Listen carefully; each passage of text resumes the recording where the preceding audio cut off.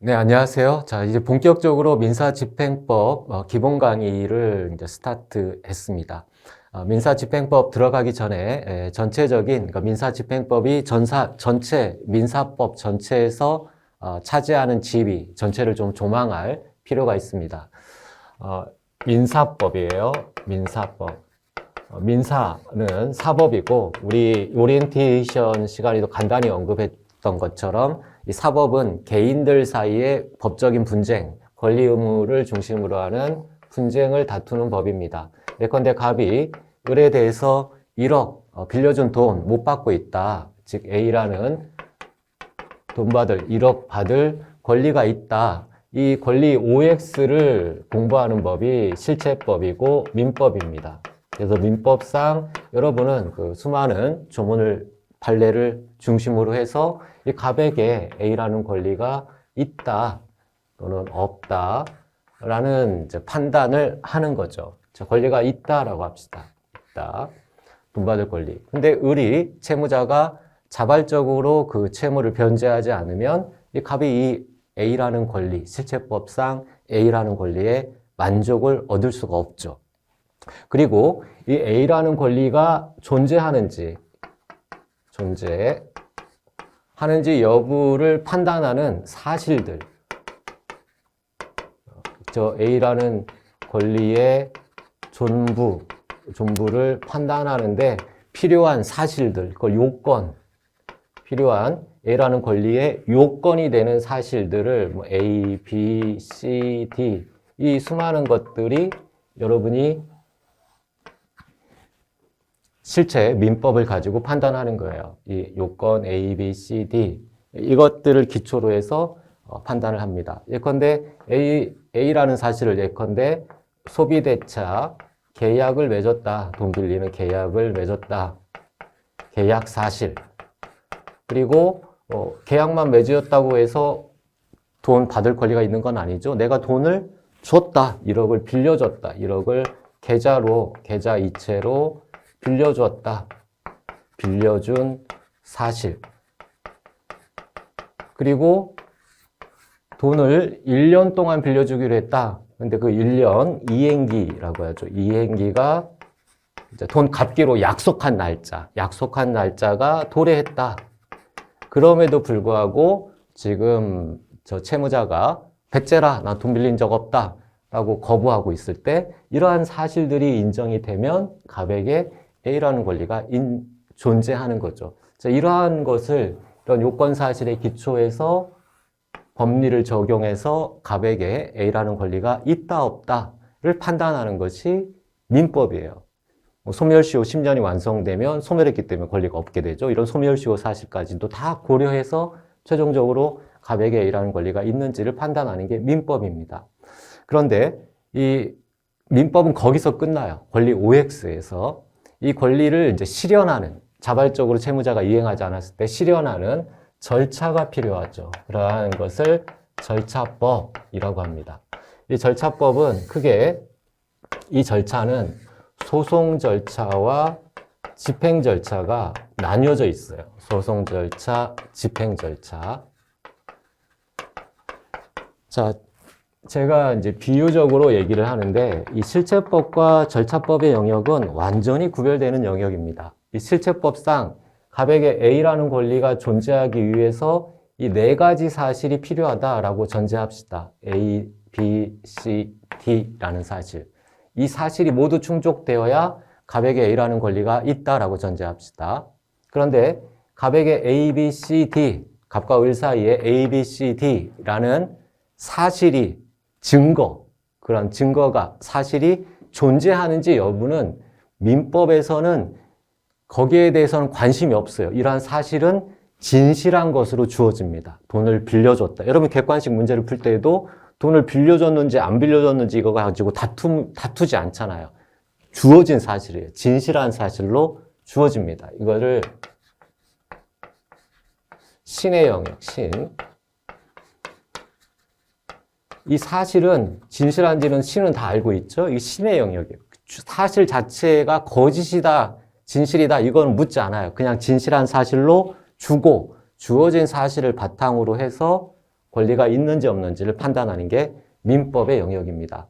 그런데 이제 소송 절차로 들어오면 갑이 원고가 되어서 법원에 신청을 하죠. 첫 번째, 소송을 해서 판결 절차에서 판결문을 얻어야 돼요. 아주 간단하게 얘기하면 승소 판결문. 이게 민사소송이에요. 민사소송 절차의 최종적인 목적은 원고가 승소 판결문 얻는 거예요. 종이 쪽지죠. 종이 쪽지, 승소 판결문. 최종적인 갑의 목적은 뭐죠? 돈 받는 거죠. 그런데 소송 절차의 최종 목적은 승소 판결을 얻는 게 목적이에요. 근데 이것은 갑의 최종 목적이 아니죠. 그래서 절차 두 번째로 이어지게 돼요. 그게 집행 절차입니다. 집행 절차에서 돈 1억이 이제 갑의 손에 주어지게 되죠. 이게 이제 최종적인 만족을 얻는 건 집행 절차. 근데 이 집행 절차로 들어오려면 반드시 뭘 거쳐야 된다고요? 소송 절차를 거쳐서 승소 판결을 받아라. 그럼 여러분이 상식적으로 생각하면 민사소송은 어떠한 절차예요? 지금 우리 신의 관점에서는 갑에게 돈 받을 권리, 1억 받을 권리가 있다라고 했는데 그건 신의 영역이고 갑이 지금 1억 돈 받을 권리 소재기를 법원에 했다고 합시다. 법원의 입장에서는 이건 사람이에요, 사람. 판사도 사람이죠. 이 사람이 이 A라는 권리, 1억 돈 받을 권리가 있다. 이거를 좀 소재기 했을 때 판사가 그러냐, 너 그동안 고생했네. 이게 인정되려면 A, B, C, D라는 사실들이 인정이 되어야만 이 A라는 권리가 인정이 되는데 우리 민법의 영역에서는 이게 주어진 사실이지만 인간의 영역, 이쪽은 인간의 영역이에요. 이 절차는 인간들의 인간계. 얘의 말을 믿을 수 없잖아요. 판사가 갑의 말만 들을 수는 없죠. 갑이 거짓말할 수도 있잖아요. 이미 돈을 변제받고 나서도 돈 못 받았다 또는 5천만 원밖에 안 빌려줬는데 1억 빌려줬다라고 거짓을 얘기할 수 있잖아요. 이 A, B, C, D 사실, 이 사실이 존재하는지 여부를 가지고 당사자가 싸우게 됩니다. 이게 인정되어야 갑에게 권리가 있는데 이건 인간계이기 때문에 주어진 사실이 아니에요. 이거는 소송 절차에서, 즉 갑과 을, 피고라고 합니다. 소를 제기한 사람을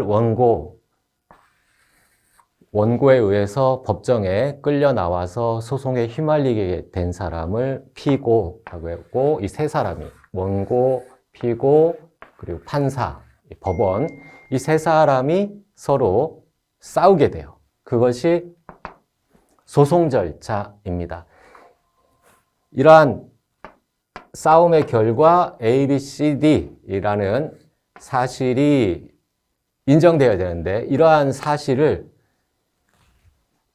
민법에서는 어떤 권리 발생의 요건이 되는 사실이다라고 해서 요건사실이라고 하고 그것을 소송 절차에서는 그 사실을 주요사실이라고 합니다. 그 요건이 되는 사실, 주요사실 같은 말이에요. 그냥 명칭만 바꾸는 거죠. 이러한 주요사실이 존재하는지는 판사가 알 수 없죠. 누구 말을 들어야 되겠어요? 원고 말을 들을 수도 없고 피고 말을 들을 수도 없습니다. 판사는 절대적인 진리를 추구하지 않아요. 이 소송 절차에서는 정말로 이 ABCD가 절대적으로 존재하는지를 추구하지 않습니다. 알 수도 없고 인간들이 알 수 없고 가장 합리적인 결론에 근접하는 방법은 뭘까요? 이 A라는 권리를 가지고 가장 이해관계가 지금 첨예하게 대립되고 있는 원고와 피고가 법정에서 공정한 룰을 지키면서 대등하게 싸우게 만드는 거예요. 싸우게 만들어서 존재하는지 여부를 싸우게 만들어서 최종적으로 그 사람들의 말을 다 듣고 판사가 최종적인 판단을 하게 됩니다. 이게 일종의 권투 경기와 똑같아요. 권투 경기. 여러분이 권투 경기 TV 중계 같은 걸 보면 선수 빨간 트렁크, 파란 트렁크 입은 선수 둘이 권투 싸우죠. 발로 차면 안 되고 벨트 밑에 치면 안 되고 룰을 지키면서 공정하게 싸웁니다. 그것을 한 사람이 지켜보고 있죠. 링에 심판이 지켜보면서 반칙하는 사람 반칙 못하게 하고 조정하면서 권투 경기 끝나면 심판이 최종적으로 누가 득점했는지를 최종적인 누가 이겼는지 누가 승패를 했는지를 최종적으로 판단하죠. 똑같아요. 이 법원은 중립을 지키면서 심판을 보는 거예요. 얘네들이 싸우죠. 다만 민법에서와 달리 얘들이 싸우는 건 말로 싸워요. 권투 경기는 주먹으로 싸우지만 얘네들은 말로 법정에서 피고한테 얘기하는 게 아니에요. 법정에서 최종적인 판단을 내리는 건 누구죠? 이 법원이잖아요. 그래서 판사한테 말을 하는 겁니다. 판사한테 이런 A라는 사실이 있습니다. 아닙니다. 소멸시 완성했습니다. 이런 판사한테 말을 해서 최종적인 이제 더 이상 말이 안 나오면 그걸 가지고 심판이 판단하는 구조. 이게 소송 절차예요. 그래서 최종적인 목적은 승소 판결을, 원고가 승소 판결을 받는 거다. 이 승소 판결은 상식적으로 다른 말로 하면 어떠한 의미를 갖는 거예요? 신의 영역에서는 당연히 갑에게 A라는 권리가 인정이 되는데 이거를 인간계에서 확인을 받는 거예요. 이 말이 진실한지를 인간계에서 확인. 당연히 필요하겠죠. 이 사람이 거짓말할 수도 있는 거니까. 그래서 진실한 그 A라는 권리가 정말로 인간계에서 존재하는지를 진실한 권리가 있는지 한 사람 말만 믿을 수 없으니까 그거를 확인하는 최종적으로 확인하는 의미를 갖는다. 최종적으로 A가 권리가 있다라는 판단을 받는 거예요. 인간계에서. 그래서 판단을 받았다. 이게 갑이 진실한 권리가 있고 판단을 받았다. 그러면 이걸 가지고 이제 본격적인 집행 절차로 들어옵니다. 그래서 이 승소 판결을 이 집행 절차에서 뭐라고 하냐면 집행할 수 있는 권원이다라고 해요. 집행 권원. 갑이 A라는 권리가 정말로 있다. 1억 받을, 을을 상대로 한 1억 받을 권리가 있다. 그래서 을의 채무자의 책임 재산을 이제 집행하는 집행 권원이 된다. 집행 권원. 자, 소송 절차에서 최종적인 목적이 뭐라고요? 승소 판결을 받는 건데 이걸 이제 집행법으로 얘기를 하면 집행할 수 있는 권원, 진짜 인정받는, 내가 권리자다라고 인정받는 집행 권원을 얻는 게 목적이에요. 소송 절차의 최종 목적은 집행 권원을 얻는 거다. 그래서 이 집행 권원을 가지고 돈으로 만들어야 되겠죠. 돈은 채무자의 재산을 바꿔치기 하는 거죠. 그래서 갑의 금전채권 1억 받을 A 권리 금전채권. 자, 이것의 최종적인 목적은 갑에게 돈을 주는 거예요. 물론 갑이 금전채권이 아닌 비금전채권을 가지고 있는 경우도 있죠. 비금전채권을 가지고 있는 경우에는 돈 받는 게 목적이 아니에요. 예컨대 내가 이 갑이 아파트 매수인이다. 매수인의 최종적인 권리의 목적은 뭐예요? 그 내가 매매한 아파트 소유권 나한테 넘겨받는 게 최종적인 목적이지 돈 5억, 10억 받는 게 목적이 아니잖아요. 그래서 이 채권자가 가지는 권리가 금전채권이냐 비금전채권이냐에 따라 강제집행 방법은 달라집니다. 그러나 주류는 지금 금전채권을 중심으로 보기 때문에 이쪽만 집중하도록 합시다. 갑이 금전채권을 가지고 있다라고 하면 강제집행 방법은 채무자의 재산, 이게 책임재산이죠. 이 책임재산을 돈으로 바꿔서 채권자 손에 돈을 쥐어주는 거예요. 채무자가 현금을 갖고 있을 수도 있잖아요. 현금은 없는 걸로 똑같이 보시면 됩니다. 채무자가 현금을 가지고 있고 현금을 뺏어도 준다면 여기까지 오지 않았죠. 자발적으로 주고 소송까지 오지 않았겠죠. 지금 채무자가 설사 현금을 가지고 있다 하더라도 현금은 채권자 입장에서는 없는 재산이나 똑같아요. 강제 집행할 수가 없잖아요. 돈은 숨겨놓으면. 그러나 나머지 권리들은 겉으로 드러나기 때문에 그 드러나는 재산을 강제 집행하려는 겁니다. 그래서 이쪽 집행 절차를 다시 재판에서 그 부분만 살펴보면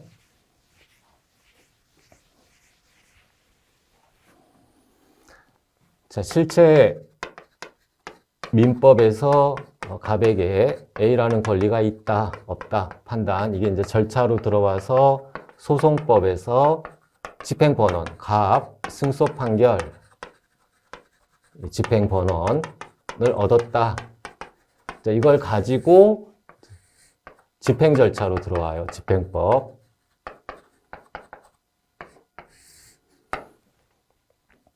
집행법 절차.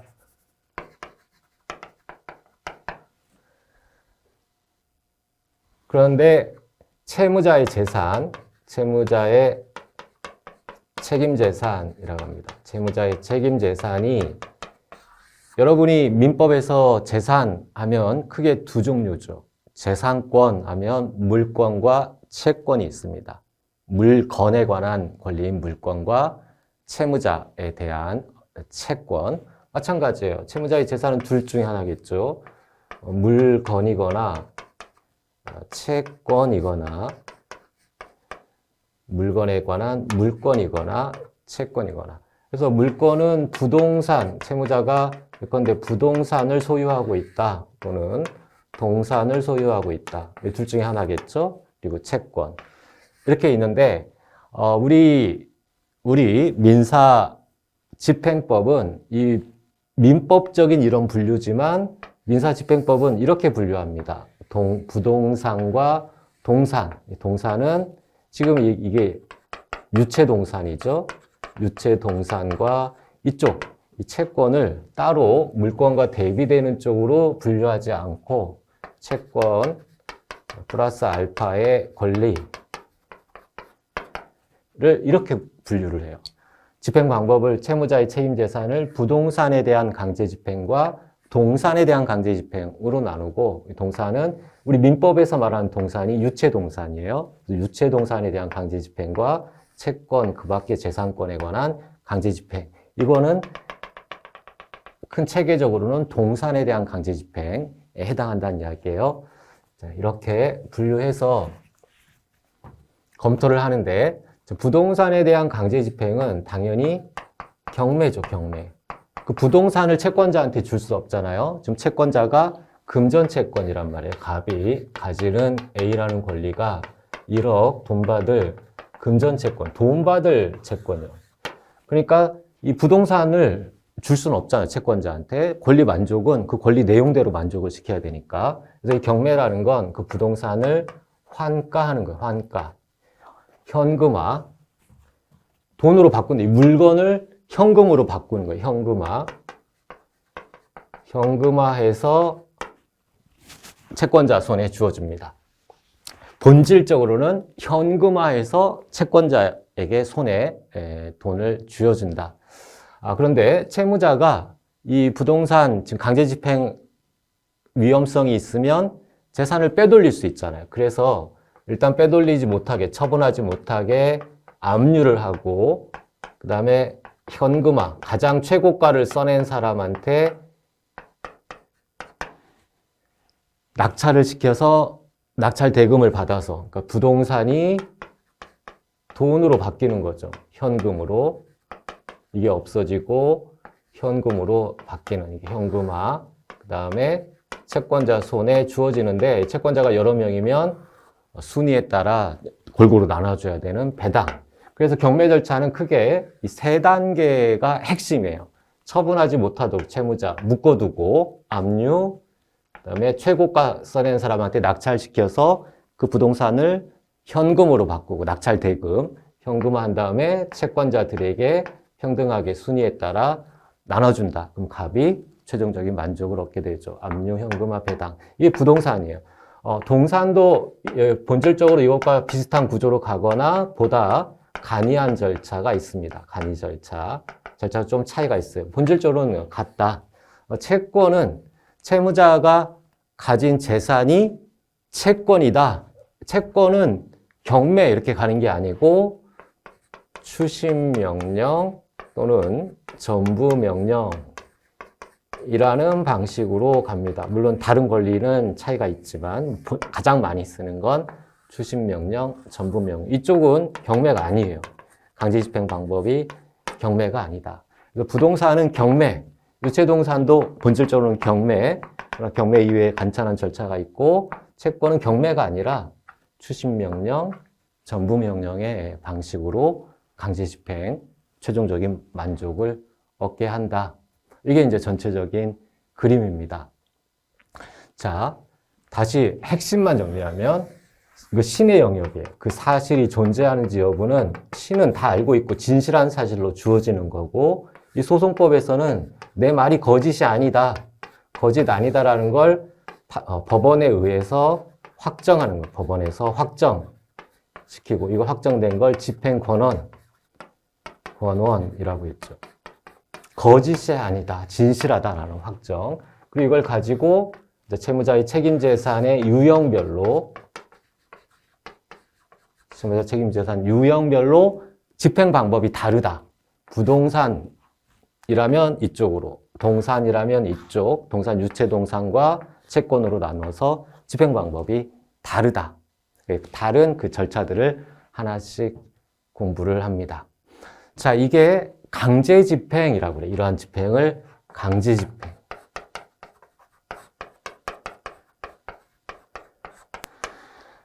그런데 대표적인 게 채무자 재산이 부동산이 이제 주로 거의 90% 이상이 우리가 부동산을 공부할 거예요.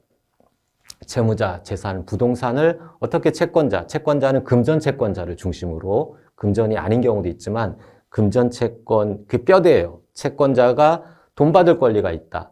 그리고 채무자 재산은 부동산이다. 이게 이제 디폴트 값이에요. 그 나머지는 여기에서 파생되거나 조금 차이가 있는 다른 것만 공부하면 돼요. 채권자가 금전 채권을 가지고 있고 채무자 책임 재산은 부동산일 때 어떻게 강제 집행하느냐.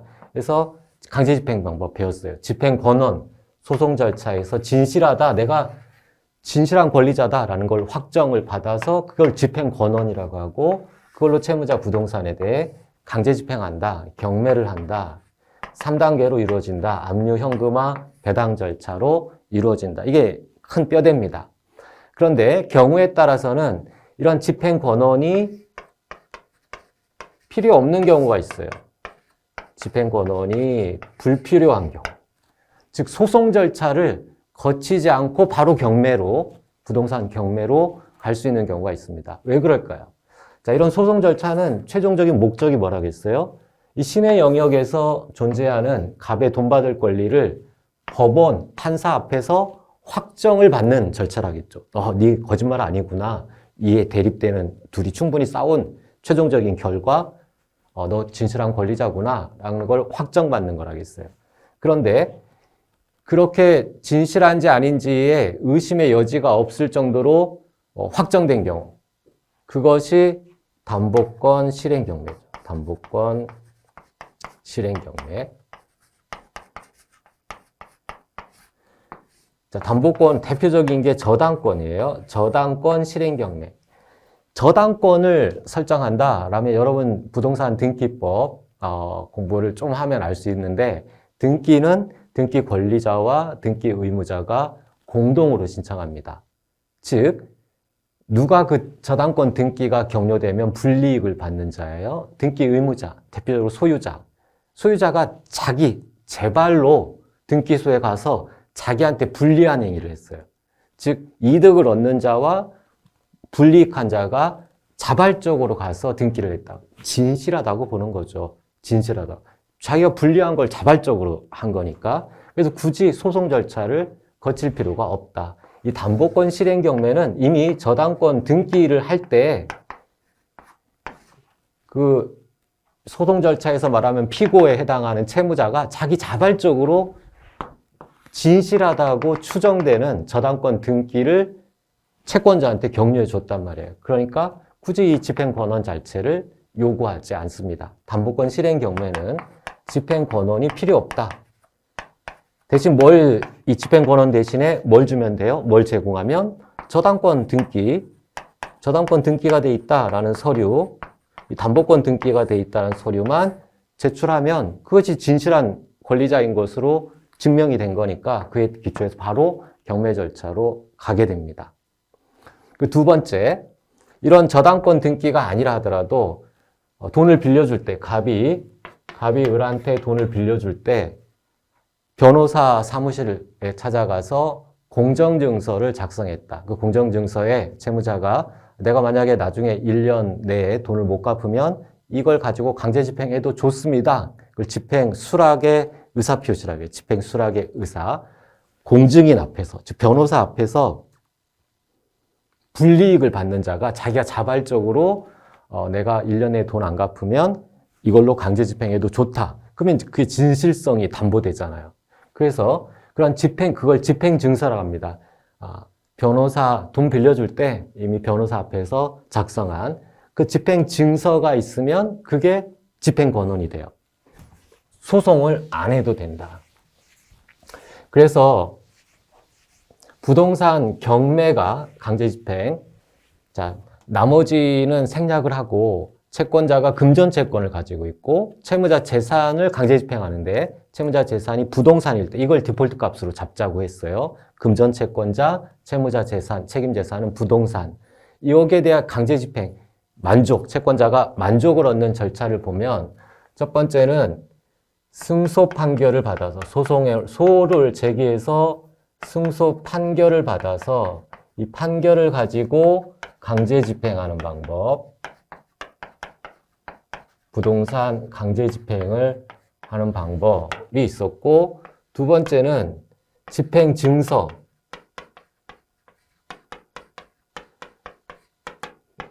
공증인,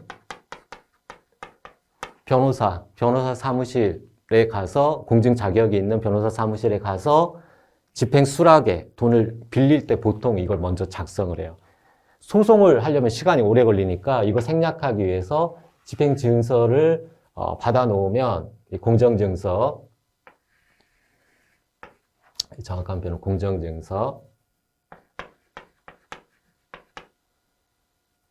공정증서를 작성해 놓으면 여기 이제 공정증서에 집행해도 좋다. 수락의 의사, 채무자가 내가 돈 안 갚으면 집행해도 좋다라는 집행수락의 의사가 기재되어 있는 공정증서를 작성해 놓으면 이걸 가지고 부동산 강제집행을 한다. 이거는 소송 절차 거치지 않습니다. 소송하지 않고 바로 강제집행으로 들어와요. 이쪽은 말 그대로 소송을 거쳐야 돼요. 소송 절차를 거쳐서 최종적인 판결을 얻고 강제집행. 이쪽은 소송 없이 바로 강제집행. 다음 세 번째는 담보권이 있을 때, 예컨대 저당권 등기.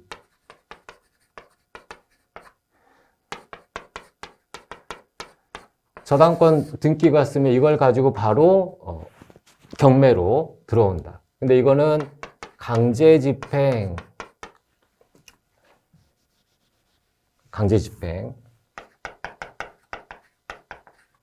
바로 강제집행으로 들어온다. 담보권 실행, 담보권을 가지고 여기에도 소송은 거치지 않아요. 자, 머릿속에 세 가지가 디폴트 값이에요. 금전채권자가 채무자 부동산에 강제집행하는 방법은 승소 판결, 인간계에서 권리자임을 확정받아서 판단을 받아서 그걸 가지고 집행하는 방법, 이러한 진실한 권리자인 것을 소송 절차로 그렇게 엄격하게 확정받지 않고 미리 공정증서를 작성했으면 이걸 가지고 강제집행하는 방법. 그다음에 담보권 서류, 저당권 등기가 돼 있으면 이게 진실한 걸로 되기 때문에 그에 기초해서 강제집행하는 방법. 이게 크게 세 가지인데 얘네들을 앞에 두 개 강제경매라고, 강제경매라고 하고, 얘네들, 이 승소판결문이나 또는 공정증서, 이거를 집행권원이라고 합니다. 집행권원. 집행할 수 있는 원천이 된다니까, 권리 원천. 그래서 강제경매는 반드시 뭐가 있어야 돼요? 집행권원, 진실한 권리자다라는 집행권원이 있어야 됩니다. 이 집행권원의 종류는 승소 확정 판결, 물론 이 플러스 알파가 있어요. 기본적으로 승소 확정 판결 또는 공정증서가 있으면 된다. 이걸 가지고 집행권원을 해서 강제경매로 들어옵니다. 그 다음은 이 담보권 서류, 저당권 서류를 가지고 강제 집행하는 것을 임의경매라고 합니다. 또는 담보권 실행경매.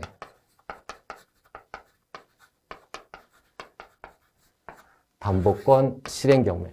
경매의 분류가 달라요. 이쪽은 강제경매, 이쪽은 담보권 실행경매. 얘는 집행권원이라고 하지 않아요. 얘를 집행권원이라고 하지 않습니다. 집행권원은 반드시 뭘 전제로 하는 개념이라고요? 강제경매를 전제로 하는 개념입니다. 강제경매.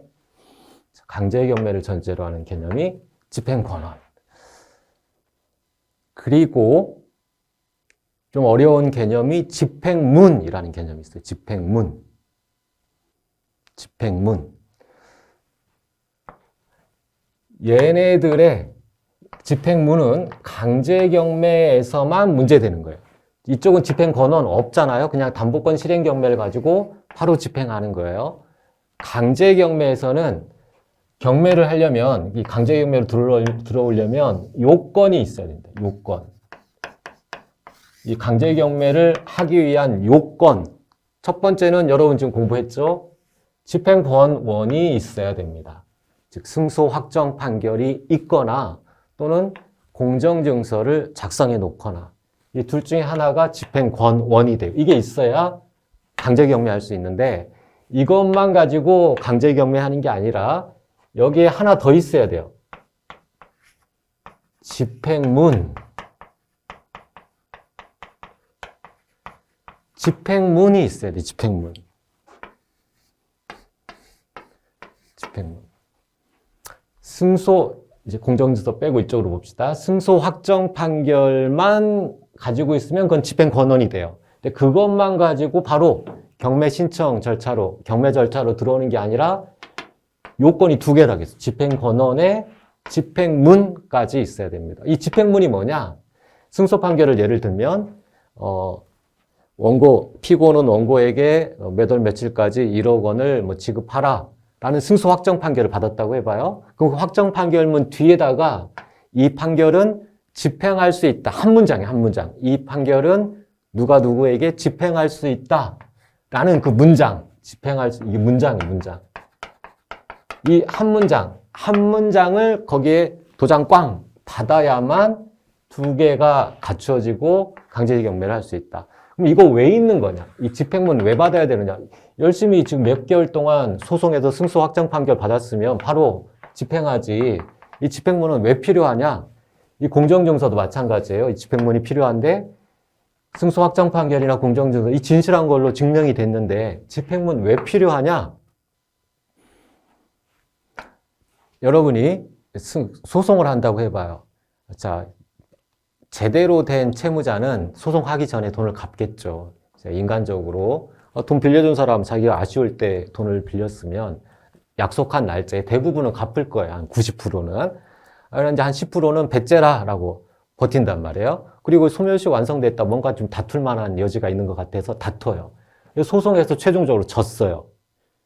소송이 최종적으로 졌어요. 그리고 소송에서 지면 그 소촉법상의 이자, 은행의 법정 이자보다 훨씬 높은 제재가 가해지는 이자까지 이제 12% 이자까지 얹어서 해야 됩니다.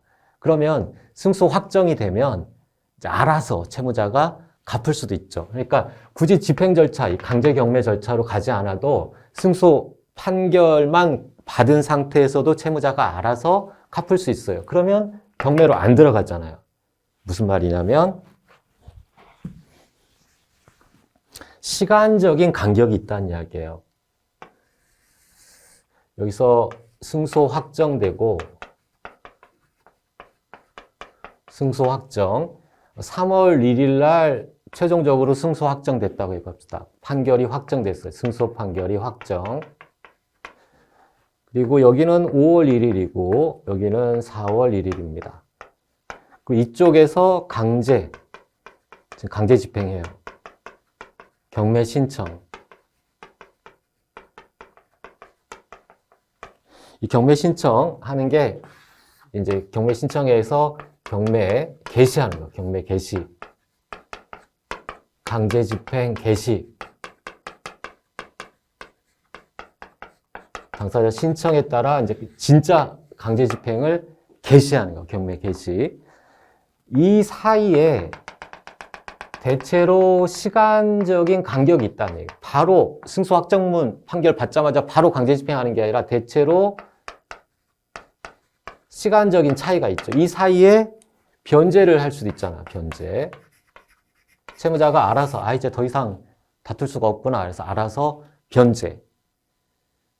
그랬는데도 불구하고 채권자가 돈을 받았어요. 승소 가서 1억 승소 판결을 받고 채무자가 알아서 돈을 갚았는데 채권자가 너 때문에 안 해도 되는 소송 6개월 동안 내가 소송했다. 너도 한번 당해봐라.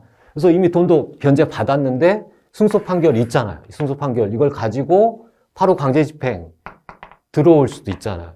그래서 이 시간적 이 차이, 승소 확정된 때와 그러니까 집행 권한을 얻은 때와 이 실제 강제 집행을 개시하는 사이에 변제가 있을 수도 있고 다른 여러 가지 사정들이 생길 수 있잖아요. 이 사정들을 고려해서 정말로 집행해도 좋은지 바로 그 전 단계에서 이제 집행하기 바로 전 단계에서 이런 요건들을 판단하기 위한 필요성이 있습니다. 그것을 집행문이라고 해요. 집행문. 그 집행문까지, 집행 권한과 집행문까지 부여받아야만 강제 경매를 개시할 수 있어요. 요건이 된다. 이 집행 권한과 집행문은 강제 집행을 하기 위한 요건이고 이 요건을 갖춰서 신청을 해야 강제 집행이 개시된다. 그래서 이 집행문은 부여 신청을 합니다. 이 판결문에 또는 이 공정증서에 집행문 한 문장 적어주세요. 도장 찍어주세요. 라고 집행문 부여를 신청하면 그 담당 기관이 집행문 도장을 찍어주면 두 가지 요건을 갖춘 거고 그걸 가지고 집행 신청을 해서 강제 집행 개시를 한다. 중요한 내용이에요. 이 집행문을 부여받기 위한데도 요건이 필요하겠죠. 그 사이에 변제되지 않았다거나 이런 요건. 이 집행문 부여의 요건과 집행 개시의 요건은 달라요.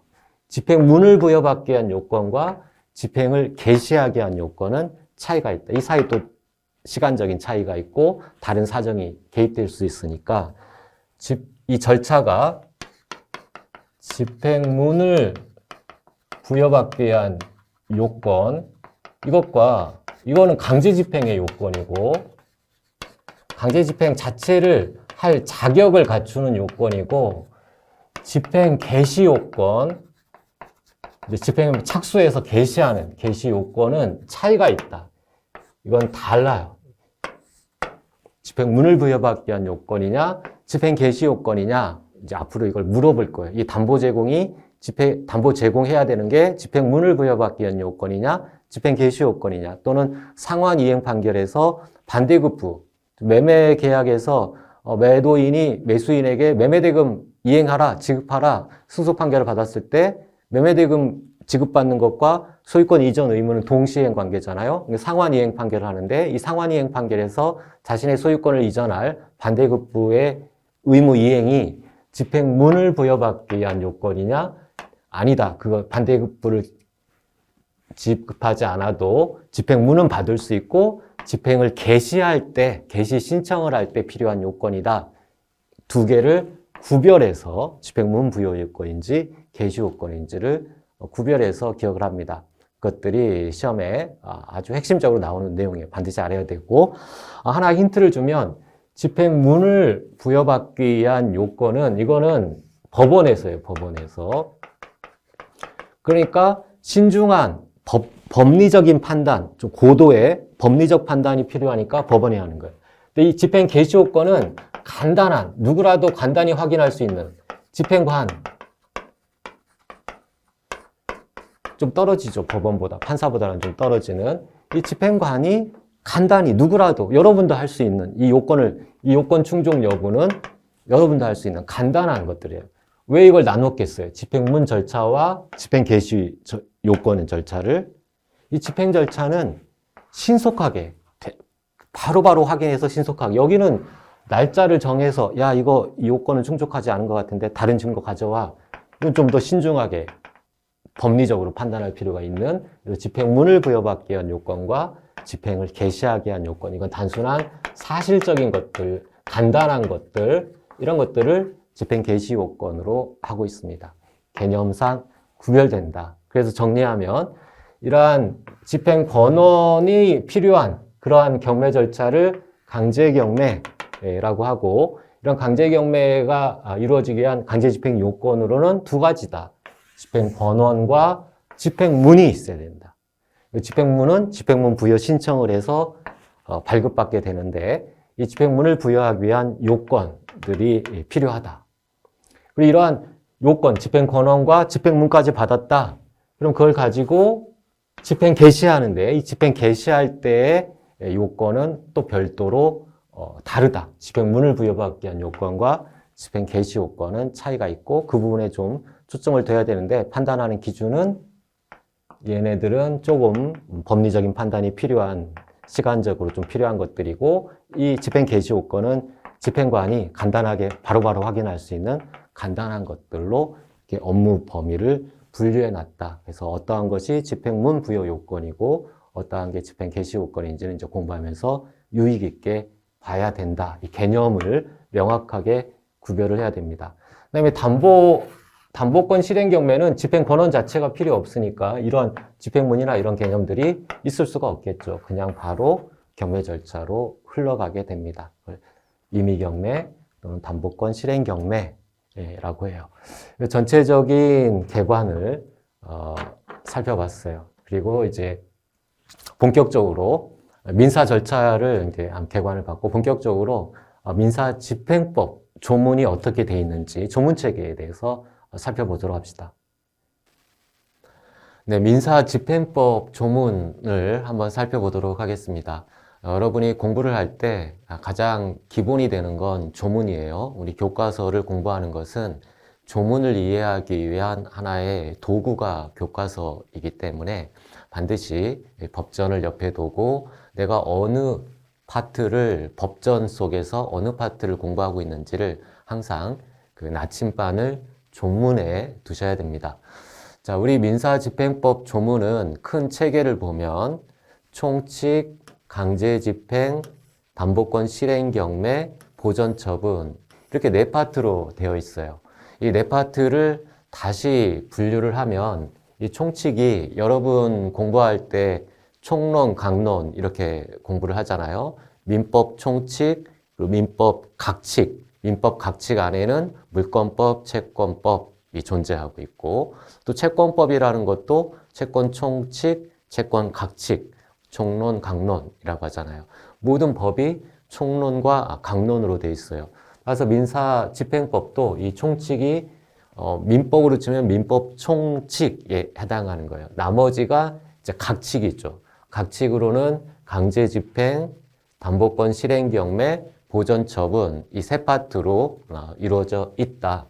이게 어떤 의미를 갖냐면 이 총칙에 있는 규정들은 밑에 있는 각칙 규정에 그대로 적용이 돼요. 여러분 민법 총칙의 법률행위, 의사표시에 관련된 규정들이 물권법, 채권법에 그대로 적용되듯이 마찬가지 구조예요. 이 총칙에서 서술된 건 강제집행, 담보권 실행경매, 보전처분 등의 각칙에 그대로 적용된다.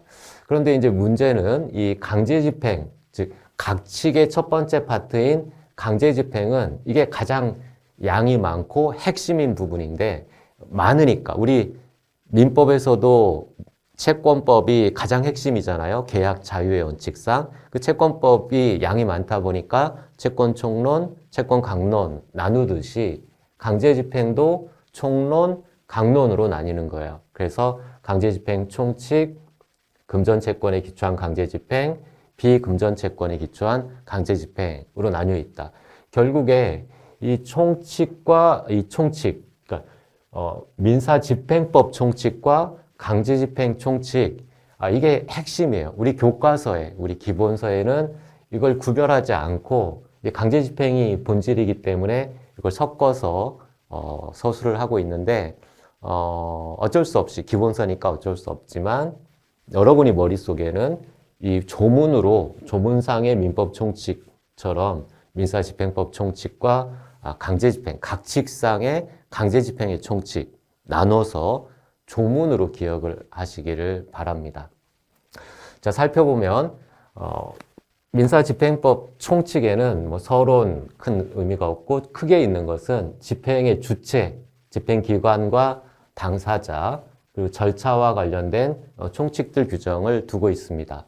집행의 주체로는 집행기관, 어떠한 국가기관이 담당하느냐, 주로 집행관과 집행법원이 담당을 하는데 일정한 경우에는 수소법원, 우리 소송 절차와 집행 절차는 구별되어 있는데 이 수소법원은 소송 절차의 담당 기관이잖아요. 그런데 일정한 경우에는 1심 수소법원도 집행기관으로서의 어떤 직무를 담당을 한다.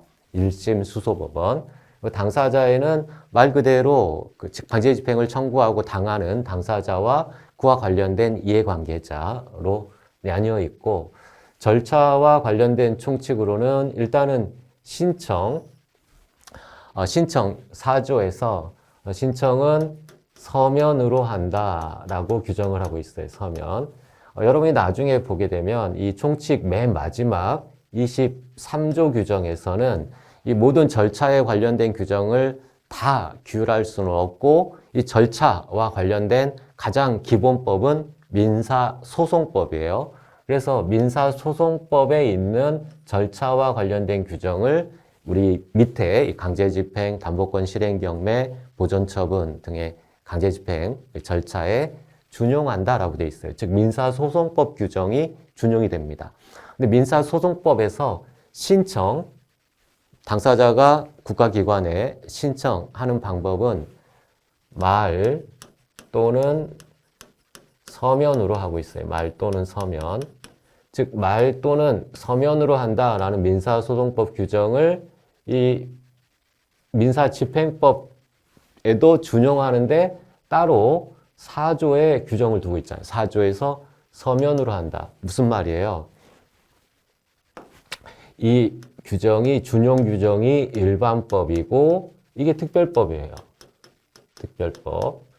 그래서 민사소송상의 신청은 기본적으로 말로 해도 상관이 없어요. 그런데 우리 민사집행법은 이 부분을 아웃시키는 거죠. 이 서면 4조에서 서면으로 한다라고 해서 말은 할 수 없고 서면으로 한다라는 규정이에요. 다만 이거는 총칙 규정이고 총칙은 일반법이죠. 나머지 강제집행, 담보권 실행 경매, 개별적인 절차 규정에서 이러한 신청은 말로 할 수 있다라고 규정한 경우가 있어요. 그러면 서면이 디폴트 값이고 그 말이 특별 규정이 되는 거예요. 자, 좀 복잡한 것처럼 보이지만 여러분이 이 법 해석과 관련된 내용이에요. 일단 민사소송법에는 말로도 할 수 있다. 그러나 우리 민사집행은 기본적인 디폴트 값이 말로 할 수 없고 서면으로 신청을 해야 된다. 다만 개별적인 각칙 규정에서 일정한 경우에는 말로 할 수 있도록 특별 규정을 두고 있다. 디폴트 값은 서면이다 라고 머릿속에 잡아두고 송달을 하고 이런 신청이 안 받아지게 되면 이제 당사자가 어떠한 구제 수단을 택할 수 있느냐. 국가기관도 공무원도 이 집행기관도 사람이 하는 일이다 보니까 잘 법을 모르거나 또는 위반할 수가 있겠죠. 이에 대해서 법적인 구제 수단으로는 크게 15조의 즉시항고와 16조의 집행에 관한 이의. 우리 민사집행법상 불복 방법은 즉시 항고와 집행에 관한 이의, 총칙에 있는 규정입니다. 자, 이 두 개는 본질적인 차이가 있는데 즉시 항고는 상소제도예요. 상소제도. 우리 법원의 재판제도라는 얘기예요. 심급제도, 1심, 2심, 3심, 지방법원, 고등법원, 대법원 이런 지방법원의 재판에 대해서 불복하면 상급법원에 이르는 거죠. 밑에 있는 애들이 잘못했다. 상급법원에 구제를 요청하는 그게 즉시 항고입니다. 상소제도의 일종이에요. 상소제도. 그러나 집행에 관한 이의는 이건 상소제도가 아니라 당의 기관, 그 기관에다가 니네들 정말 신중하게 이렇게 한 거야? 다시 한번 재고해봐. 다시 한번 생각해봐. 이거 제대로 된 건지 다시 한번 생각해봐. 집행에 관한 이의입니다. 법원이 그래서 좀 어려운데 여러분이 어떤 국세청이나 또는 세무서로부터 세금 처분을 받았다고 생각해봐요. 그건 행정작용이에요. 행정부가 하는 행정작용. 그래서 납세, 과세 처분에 대해서 내가 불복할 때에는 그 세무서에다가 일단 이의신청을 할 수 있겠죠. 그게 행정작용에 대한 이의신청이에요. 사법제도, 재판제도가 아니에요. 행정부 내에서 한 번 더 재고해서 해결 구제를 택하는 그 행정부 내에서 그 기관 내에서의 어떤 재고지 상급기관에다가 뭘 하는 게 아니에요. 그 기관 내에서. 근데 재판제도, 상소제도는 재판제도이고 상급법원에다가 불복을 신청하는 거다. 그래서 지금 법원이 담당하고 있지만 이 법원의 어떤 작용이 이 집행에 관한 이의는 행정작용, 그걸 사법행정이라고 합니다. 담당 주체가 법원이기는 하지만 그 본질이 재판작용이 아니라 행정작용.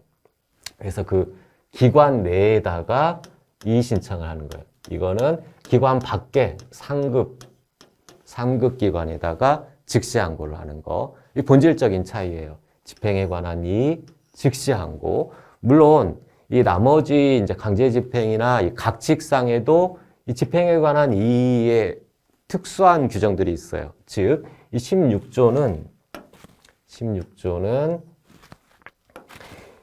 총칙 규정이고, 이 각칙상의 구제수단으로 여기에도 보면은, 보세요. 구제제도에서 집행에 관한 이의, 그리고 사법보좌관의 처분에 대한 이의, 이게 일반 규정으로서 총칙에 있는 집행에 관한 이의에 대한 특별 규정이 되는 거예요.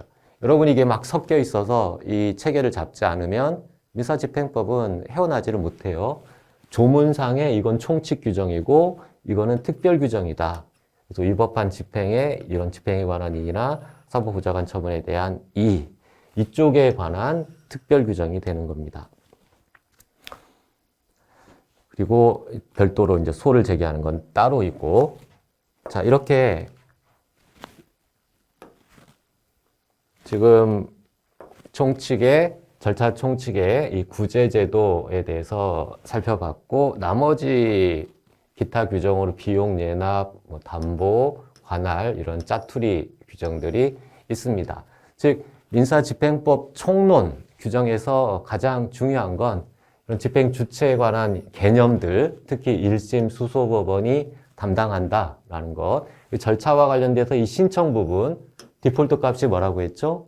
서면이다, 서면. 물론 나머지에 말로 할 수 있다라는 특별 규정이 있어요. 그래서 그런 것들이 시험에 나와요. 이런 신청은 말로 할 수 있느냐, 반드시 서면으로 해야 되느냐라는 게 조문상으로는 디폴트 값이 서면이지만 특별 규정이 말이다. 다음 구제제도로는 상소제도의 일종인 즉시항고와 당의 사법행정에서 그 기관 내에서 재고를 요구하는 집행에 관한 이의. 다만 이 집행에 관한 이의나 즉시항고는 이 총칙 규정이고 특별 규정으로서 각칙에 있는 것들이 특칙 규정들이 있다. 그 다음 나머지 짜투리다. 이게 이제 총론에 있는 내용입니다. 그 다음 이제 각 측의 첫 번째 파트, 가장 중요한 파트이죠. 강제집행. 강제집행 부분에는 역시 가장 양이 많기 때문에 총칙 그리고 금전채권으로 강제집행. 이 청구자가 돈 받는 게 목적인 채권, 이쪽은 돈 받는 게 목적인 채권이 아니라 대표적으로 매수인, 그 목적물을 내가 매매 계약을 했는데 채무자가 이행을 하지 않아서 그 아파트 소유권을 취득하고 싶어요. 돈 받는 게 목적이 아니에요. 그 소유권을, 그 특정 물건의 소유권을 취득하고 싶다. 이 비금전채권에 기초한 강제집행입니다. 금전채권, 비금전채권. 이러한 강제집행에 공통적으로 적용되는 걸 총칙에 두고 있어요. 자, 이 총칙에서 제일 중요한 건 집행을 하려면 일정한 요건을 갖춰야 된다. 집행의 요건 두 가지입니다. 집행번원, 그리고 집행문. 집행번원과 집행문 이 두 가지가 반드시 필요하다. 그 다음 집행의 실행에서 이 요건을 갖췄다 하더라도 집행을 개시하기 위한 진짜 절차에 들어가는 거죠. 빨간 딱지 붙이고 경매에 직접 들어가는 경매 절차에 들어가는 개시하려면 별도의 요건이 추가된다. 그래서 이 집행문과 집행권원이 있는 걸 전제로 집행 개시하기 위한 요건으로는 따로 규정이 돼 있어요. 즉 무슨 말이냐면 이 집행문을 신청을 해서 집행문을 받게 돼요.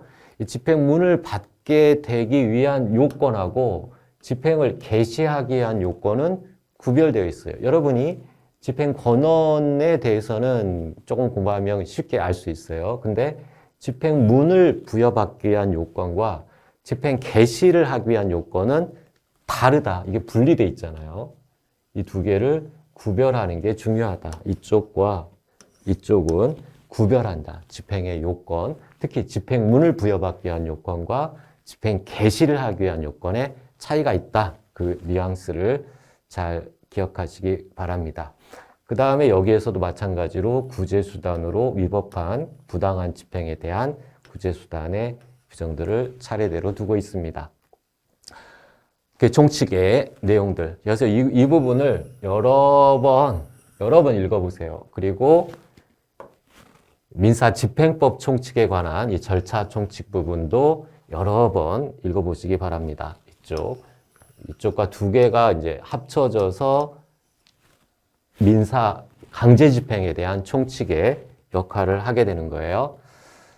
자, 그 다음에는 강제집행의 각 측에 보시면 금전채권, 돈 받는 게 목적이에요. 내가 1억 받을 돈을, 10억 받을 돈을 못 받았다라는 얘기고, 이쪽은 내가 그 부동산 샀는데 채무자가 소유권을 이전하지 않는다.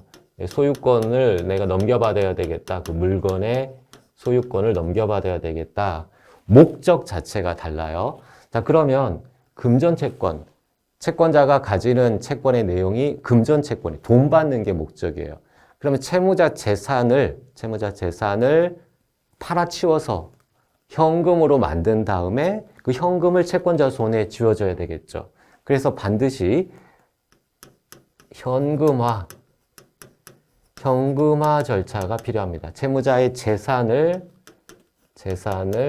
현금화해서 이 현금을 배당하는, 그게 이제 이 금전채권에 기초한 강제집행의 핵심 부분입니다.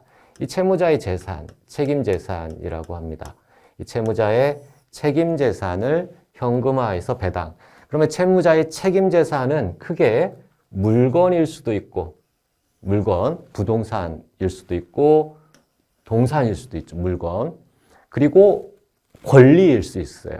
채무자가 가진 재산이 물건은 없고, 다른 자에게 돈 받을 권리. 그게 채권과 그 밖의 재산권. 근데 여러분 잘 보시면, 우리 민법에서는 여러분이 공부를 하실 때, 민법에서는 물건과 권리는 구별되는 거죠. 이 채권과 물건에 대한 권리는 물권이에요. 그 물권과 채권은 서로 섞일 수가 없어요. 완전히 다른 거예요. 그리고 물권은 물건의 종류에 따라 부동산 물권과 동산 물권 이렇게 나누죠. 그런데 강제 집행에서는 지금 큰 체계가 어떻게 돼 있어요? 채무자의 책임 자산이 부동산인 경우에 대한 강제 집행과 동산에 대한 강제 집행으로 크게 나누고, 이 채권과 그 밖의 재산권은 이 동산에 대한 강제 집행의 하부 카테고리로 들어가 있어요. 즉 구조 자체가 우리 여러분이 머릿속에 민법에서 배웠던 물건과 채권의 구조와 달라요. 이것을 먼저 조문상으로 크게 우리 민사집행법은 부동산에 대한 집행, 채무자의 책임재산의 종류별로 나누는데, 채무자의 책임재산이 동산인 경우에 대한 집행으로 크게 나누고, 이 채권에 대한 집행은 일종의 동산에 대한 집행으로 포섭시키고 있다. 그쪽 절차를 쓰고 있다. 우리가 일반적으로 알고 있는 민법에서 배운 여러분 동산, 이거는 따로 개념을 유체동산이라는 개념으로 잡고 있어요. 유체동산, 형체가 있는 동산. 그러니까 채권은 마치 형체가 없는 동산처럼 동산 집행으로 취급하고 있다는 이야기예요. 유체동산과 형체가 없는 동산. 형체가 없는 동산이란 말은 정확한 말이 아닌데, 여러분이 이해를 돕기 위해서 조금 과장됐지만 그렇게 얘기를 하는 거예요. 유체동산과 형체가 없는 동산, 즉 채권, 동산에 편입돼 있다는 거. 자, 두 번째는 채권자의 권리가 돈 받는 게 아니라 돈 이외의 권리다. 그러면 채무자의 책임 재산을 이렇게 환가해서 배당받는 이런 구조가 아니겠죠. 전혀 다른 구조겠죠. 그래서 따로따로 그 집행 방법을 정하고 있습니다. 그게 강제 집행 핵심. 이 강제 집행만 이제 통과를 하면 여러분이 어느 정도는 그 큰 산은 넘어가게 되는 거예요. 나머지는 담보권 실행 경매는 이제 이것과 좀 차이점을 위주로 중심 공부하면 되고, 이 보전 처분은 별개입니다. 이 가압류, 가처분 절차 이건 별도로 그 성질을 공부하시면 되겠어요. 자, 아주 짧게 집행법, 민사집행법의 조문 체계를 조망을 해봤고, 여러분에게 한 장짜리 페이퍼로 자료가 나가게 됩니다. 여러분 그 자료를 교과서 옆에 껴놓고, 또 여러분 복사해서 여러분 방 안에 화장실에 붙여놓고 외우셔야 돼요. 이 전체 체계를 머릿속에 잘 가지고 앞으로 민사집행법 공부를 할 때 내가 어느 부분을 지금 헤매고 있는지, 어느 부분에 조문을 공부하고 있는지를 반드시 이 체계 하에서 계속 끊임없이 고민하고 적용시켜 가시기 바랍니다.